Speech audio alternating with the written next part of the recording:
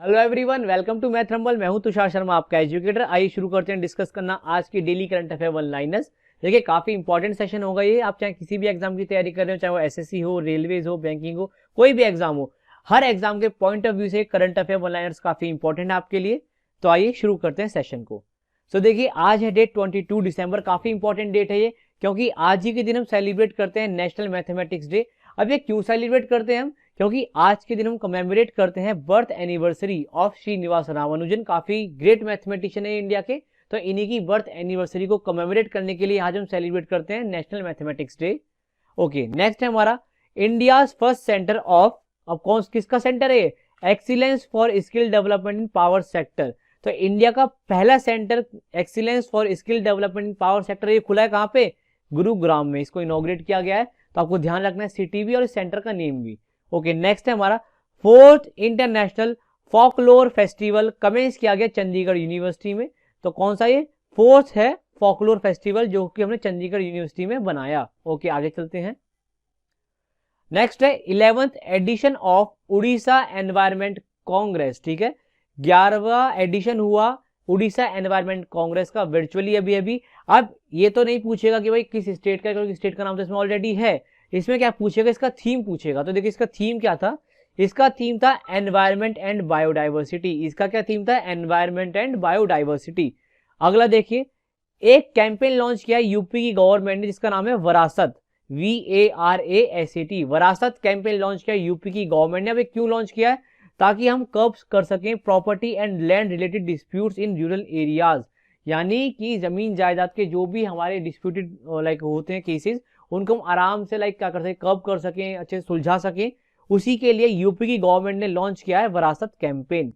सो अगला है very very important, क्योंकि इसके काफी हाई चांसेस है आने वाले एग्जाम में पूछे जाने के। ये है यूनियन स्पोर्ट्स मिनिस्ट्री ने अप्रूव किया है योग आसन को as a competitive sport in India. तो देखिए, अब इससे फायदा क्या होगा कि जो योगा है एक तो इसको प्रमोशन मिलेगा इंडिया के अंदर, और जितने भी अच्छे अच्छे योग गुरु हैं उनको भी रिकॉग्निशन मिलेगा। तो इसके लिए योग आसन को हमने क्या किया है, अब एक कॉम्पिटिटिव स्पोर्ट बना दिया है इंडिया के अंदर। यानी इसके लिए मेडल मिलेंगे, प्राइजेस मिलेंगे, कंपटीशन हुआ करेंगे इसके भी, जैसे क्रिकेट के होते हैं, टेनिस के होते हैं, फुटबॉल, इस तरह के। तो इसके भी क्या होंगे? कॉम्पिटिशन हुआ करेंगे। चलिए आगे चलते हैं। तो देखिए, नेक्स्ट है अमित पंगल ने जीता है gold medal at Cologne boxing world cup 2020 in 52 kg category. अब ये कोलोग्नी है कहाँ पे? ये है जर्मनी के अंदर। ठीक है, याद रखिएगा, जर्मनी के अंदर है ये। ऑलराइट, नेक्स्ट है हमारा स्पोर्ट्स मिनिस्ट्री ने अप्रूव किया है इंक्लूजन ऑफ 4 इंडिजीनियस गेम, यानी जो हमारे देसी गेम्स है, ठीक है, जो हमारे लोकल उसमें खेले जाते हैं। तो ये 4 इंडिजिनियस गेम है जिसको मिनिस्ट्री ने अप्रूव किया है KIYG 2021 के लिए। अब ये KIYG है क्या? KIYG होता है खेलो इंडिया यूथ गेम्स। ठीक है, तो जो खेलो इंडिया यूथ गेम्स होंगे 2021 में, उसमें हमने 4 नए खेलों को जोड़ दिया। वो 4 खेल हैं कौन कौन से? वो गेम है गटका, कलरीपयट्टू, थंगता और फिर है मलखंबा। ठीक है, मलखंबा। तो याद रखिए, गटका, कलरीपयट्टू, थंगता और मलखंबा, ये 4 गेम हैं जिनको अभी स्पोर्ट्स मिनिस्ट्री ने इंक्लूड किया है KIYG 2021 के लिए। अच्छा, अभी जो 4th एडिशन होगा खेलो इंडिया यूथ गेम्स का 2021 के अंदर, ये हम इनॉग्रेट करेंगे पंचकुला हरियाणा के अंदर। ठीक है, ओके। अगला है हमारा क्रिस्टियानो रोनाल्डो को अभी मिला है गोल्डन फुट अवार्ड 2020। अब देखिए, फुटबॉल के दायरे से golden foot award and golden glove award काफी इंपॉर्टेंट होते हैं। एग्जामिनर डायरेक्ट क्वेश्चन पूछता है इनसे। तो जो गोल्डन फुट है वो मिला है क्रिस्टियानो रोनाल्डो को, और गोल्डन ग्लव अभी दिया जाएगा। ठीक है, चलिए आगे चलते हैं। अगला है रशिया के वेट लिफ्टर है एक टिटियाना कैशरीना। इनको सस्पेंड कर दिया गया है डोपिंग की वजह से। ठीक है, आपको मैंने थोड़े दिन पहले बताया था डोपिंग क्या होता है। बेसिकली हम कुछ एस्टेरॉइड्स होते हैं, कुछ केमिकल ऐसे सप्लीमेंट्स हैं जिससे आपकी क्या होती है, जो गेम के अंदर परफॉर्मेंस है वो बूस्टअप हो जाती है, और ये एक इलीगल एक्टिविटी मानी जाती है। तो अगर कोई प्लेयर इसको करता हुआ पकड़ा जाता है या पाया जाता है तो उसको हम क्या करते हैं, सस्पेंड कर देते हैं, फिर उसको ऐसा बैन कर देते हैं उस स्पोर्ट से। तो जो रशियन वेट लिफ्टर है टिटियाना कैशरीना, इनको क्या कर दिया गया? बैन कर दिया गया है, सस्पेंड कर दिया गया है डोपिंग की वजह से। अगला है हमारा नोवाक जोकोविक ने बिगिन किया अपना 300 week as a number 1 player in the ATP ranking. काफी इंपॉर्टेंट है ये। और नोवाक जोकोविक ने अभी हाल फिलहाल में बताओ क्या जीता था? इन्होंने जीता था ऑस्ट्रेलियन ओपन। ठीक है, याद रहेगा आपको, इस साल का भी ऑस्ट्रेलियन ओपन नोवाक जोकोविक ने जीता है, और पिछले साल का भी इन्होंने ही जीता था। ठीक है, सो नेक्स्ट है हमारा इंडोनेशिया ने अनाउंस किया है कि वो होस्ट करेगा फीबा एशिया कप 2021 के अंदर। अब ये फीबा है क्या? फीबा है हमारा इंटरनेशनल बास्केटबॉल फेडरेशन।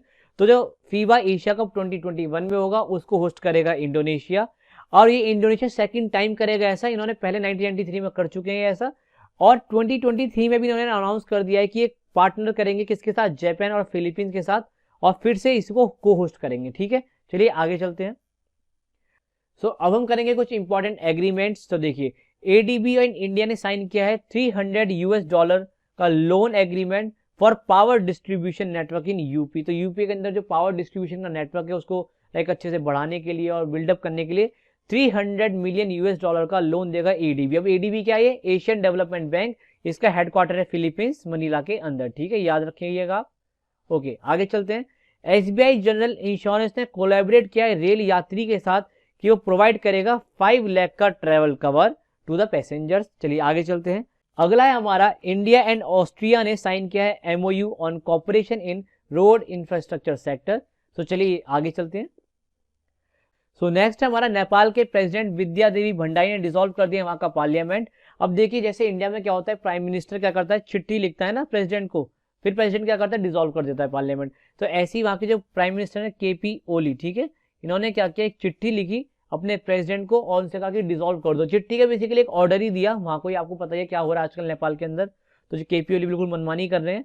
तो बेसिकली उन्होंने क्या किया, एक ऑर्डर दे दिया अपने प्रेसिडेंट को कि भैया डिसॉल्व कर दो पूरे पार्लियामेंट को। अब इससे क्या हो गया है कि केपी ओली एब्सोल्यूट पावर के अंदर आ चुके हैं नेपाल के अंदर, सबसे ज्यादा पावरफुल आदमी है नेपाल के अंदर आज के टाइम में। चलिए आगे चलते हैं।